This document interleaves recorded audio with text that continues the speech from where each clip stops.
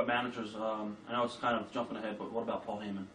He came through Memphis. He came through Memphis. I think we pretty much helped start Paul. Paul and I never really got along. I broke Paul's jaw one time in Blytheville, Arkansas, and I don't think I did it intentionally. I may have.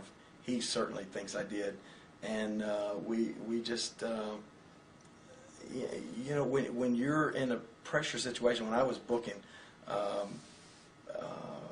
you know, you come up with these what you think are great ideas, and you think every idea that you have is going to draw a sellout, and of course it all depends on how the performers, how the wrestlers play their parts as to how successful these ideas are.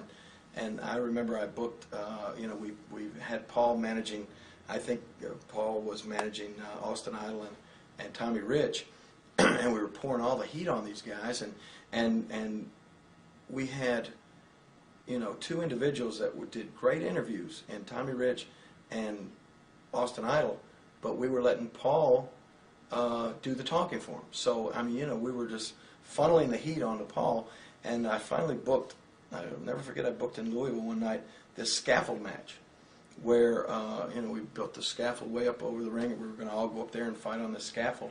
And so we did the big build-up to it, and I told everybody, you know, we're going to work towards a scaffold match. Yeah, it's going to be great. And we did the big build-up, and we got there that night, and of course we'd all done the interviews of how we're going to all be up there fighting on this dangerous match.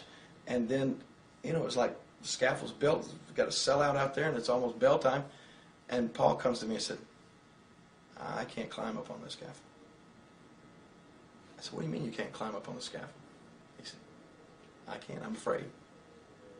And I thought, you know, he was ribbing me, and then I found out later, you know, we go out there and he wasn't ribbing. He wouldn't climb up on the scaffold. And it was like it killed the whole match. And I think I got so mad at Paul that I more or less probably always held that against him. It was like I almost, you know, I didn't really have any use for him after that.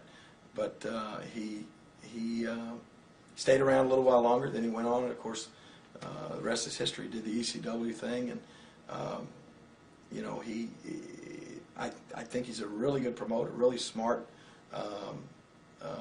promoter in that respect, and to take a business and a company from nothing to the success that he had with ECW without having a big financial backing is very, very difficult, and he pulled it off. And I mean, you know, was able to do pay-per-views and that sort of thing. So, you know,